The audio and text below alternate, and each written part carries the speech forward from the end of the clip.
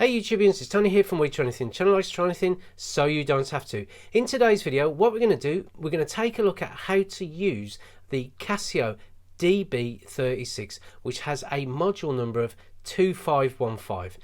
Now in this video what we're going to do is we're going to talk about how to use this actual watch, and below what you'll find is the actual time codes for this watch, and also what I've listed below in the description is the actual instructions which will take you off to the Casio website. So to kick things off, what I'm going to do is I'm going to talk about the actual buttons on the main part of the actual case of the watch. Now what you have four plastic pushers, and each of the plastic pushers has the actual name of what they do above them, or how they operate. So there is four on the sides, and you do have two further ones down the bottom of the actual watch. Now this watch, you can set the time by pressing the top left hand button, or the adjustment of timekeeping mode, which can be pressed by pressing that. And also what you'll notice is that it does say ENG, and this watch is a multilingual watch in which you can change the actual languages on this watch, but I'll show you how to adjust the time properly in a sec. Now the actual modes can be operated as what we've got here, so database, alarm, stopwatch, timer, and also you have dual time here, and then back to the main display. You have an LED light here as well, so if I press that, and I'll show you what it's like in semi-darkness just to give you an idea of how this light works. So you just keep your finger on the button there, and also you have a 12 and 24 operation here. So what this watch will feature, it will say A for AM, P for PM just on the left hand side of the display, but if you press it and you don't see AM and or PM, it is in 24-hour mode. And the other thing to be aware of, this watch supports daylight saving time, so if you keep your finger pressed on the 12 and 24-hour button here, you've got DST there, and you'll notice is that the actual watch will advance an hour. And to turn off daylight saving time, you just press it again, and then that will put it back an hour. These buttons down the bottom left and bottom right hand corner, it will show you the actual dual time. So if you've set it up for another part of the world, say for example New York is what I've set it up here, you can just press that just so you can just get a quick look at how to what time it is in the part of the world that either you're communicating with or you are looking to fly to. And the other one is your entry, or I believe it's your first entry of your data bank. So if you had one telephone number or a telephone number in there that was of a lot of importance or some information, then pressing that you will see it straight away, just so save you having to go through the modes and stuff like that. So before I show you how to kick off the actual how to use the watch, the other thing to note is that the actual display does feature the following. It'll feature information up here depending on what language you've chosen. So for example in here it's got English, it's got the time down here, which obviously you got 10 o'clock 20 past 10 in the morning with the hours, and obviously as I've mentioned, when you press the 12-24 hour, the actual A or P will be featured here. And down the bottom left hand corner you have the actual year, the month, and the date within the month.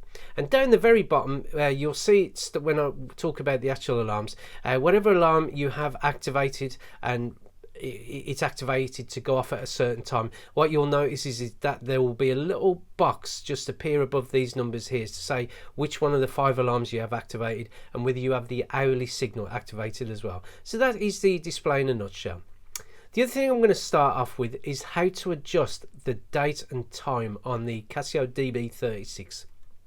It's a very easy thing to do. So as you can see, it's got the adjust pusher here, so you keep your finger on the pusher, and what you'll notice obviously is changed to the actual language that you're in, and the seconds will start flashing. Now to reset the seconds, if it's below 30 seconds it doesn't affect the actual minutes, but when you do have the actual, when you do adjust the seconds above the 30 seconds, it will add a value of 1 to the minute. So I'm going to just reset it like that. That button doesn't do anything, you just reset it using the forward. So as you can see, I'm just resetting it here.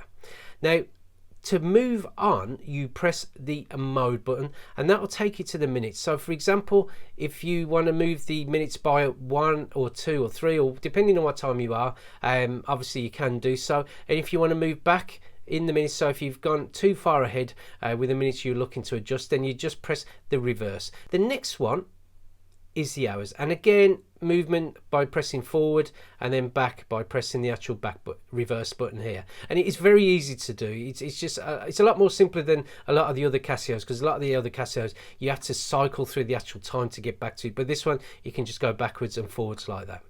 So the next thing is going to be the actual language. You can amend the actual language on this watch, as I've mentioned earlier.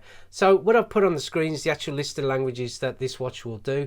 But just to quickly show you it working, you just go through, say for example, Portuguese, Spanish, French, Dutch, Danish, German, Italian, Swedish, Polish, Romanian, Turkish, and Russian, and then back to English. So it's very easy to change. I mean, once you've changed it, you can just press adjust again, and then that will take you back to the timekeeping, as it were, the timekeeping display.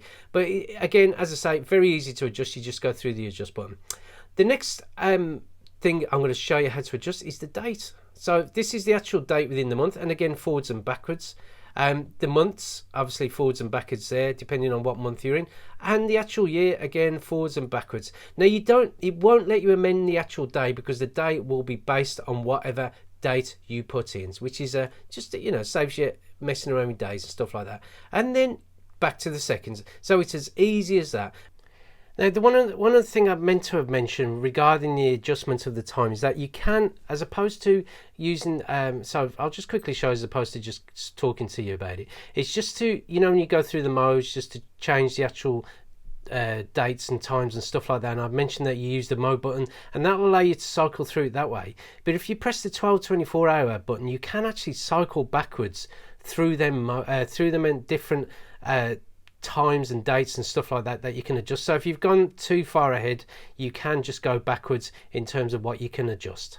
One other thing one of my actual subscribers, or I believe someone commented on regarding this watch when I did the actual review of this watch, is that you can also access the test display by pressing the top left hand button, bottom left and bottom right. If you press them all together, you got the actual display, and it shows you all the characters within the display, just showing you, you know, it's obviously just shows you how all the characters work. So if you also press the 12-24 hour button, you can then see all the other characters that will work. And also if you press it one more time, that is, if I'm right in thinking, the module number, and then you press it one more time, that will take you back to the actual timekeeping mode. And if you press it again, you can press just that button down the bottom left hand corner, that will take you straight back to timekeeping mode again. I just thought I'd highlight, it's just a nice little feature of this watch. The next function that I'm going to talk about is the actual data bank part of the watch, which is the next mode, which is accessed via this mode button here.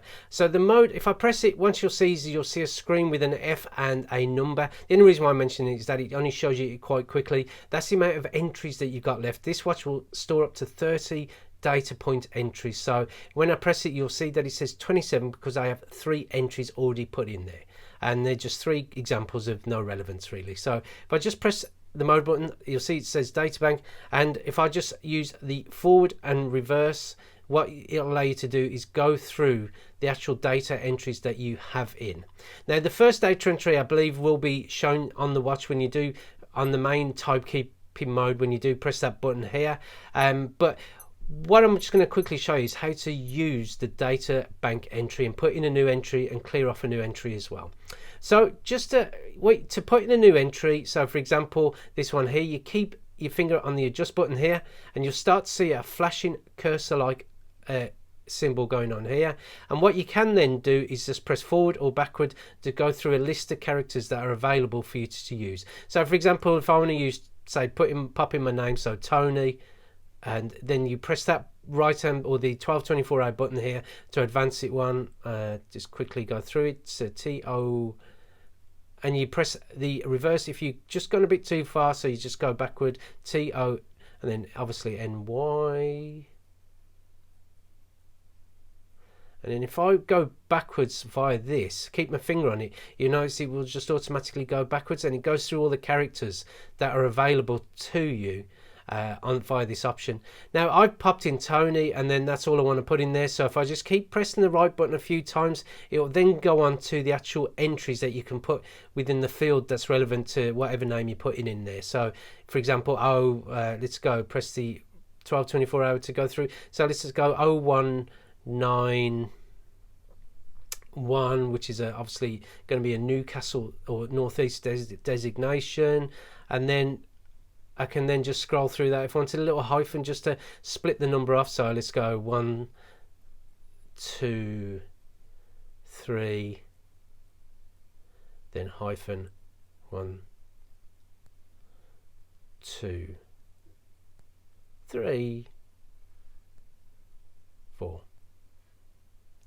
And there you go, and then again press it a couple of times, and then once you're done you can go back or back up to the name if you want to adjust it like that, and then go through the numbers again if you're not sure by going backwards and forward. And then if you are happy with the entry that you put in, you just press that button there and it flashes to say it's confirmed.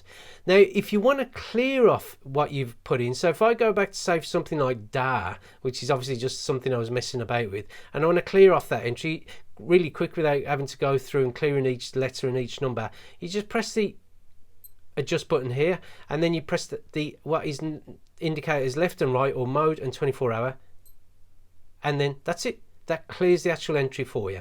And then finally, just to quickly show you, if you want to say for example amend what would be Tony, you just obviously press the adjust button, and then you can cycle through. So for example, if I want to call it Tony 1, you just go through the actual letters here by pressing the 12-24 hour, and then you press, obviously you can just add more characters to the actual letter. If you didn't want a character there, you just remove it as such, and there you go. It's back to going through the numbers as well, and it's as easy as that. And then you just press adjust to set the actual data points in there, and it's as easy as that really. So that's how to set the data bank, and it will be based on the language that you use as well. So I've shown you how to adjust the languages to Portuguese, Spanish, etc. So these will change, or the character set will change depending on the language that you are in. So going back to the time, the next mode I'm going to talk about is the alarm. Now the alarm screen, you'll notice there's a nice little icon here indicating that you're in the alarm mode, and obviously AL for alarm. And what I'm currently in, what I was currently in, is the hourly signal, just showing it as 00. But you do have 5 alarms on this actual watch, and it can be quite specific to the actual date and the day and the time, etc., that you want to set it in. And also what you'll notice on the display, that this watch will also sometimes feature the current local time, that is where what you have on the main screen of your watch. So it's a nice little feature that Casio has on the DB-36. So just to quickly show you how to set one of the alarms, you just press the adjust button, and you will notice that as soon as you press the adjust button on the alarm, there will be a little, as it were, a little rectangular square there, just to indicate that alarm 1 is activated. And then obviously if I want to set it for 7:30, you can go backwards or forwards like such, and then you press the mode button here, which will do the date. Say for example, if you wanted to set the date and stuff like that, which you want the alarm to go off. And also you can then just cycle through to get through to the minutes. So if I set it for 7:30 in the morning, it'll be as easy as that. And there you go. And you just press adjust again. If you want to set the second alarm, you can go forward and backward by pressing these, and as you'll notice, you've got the second alarm. So again, I'll just quickly show you to do that. So if I wanted to say 1 o'clock in the morning, 1:30 in the morning, go through, cycle through to the actual time,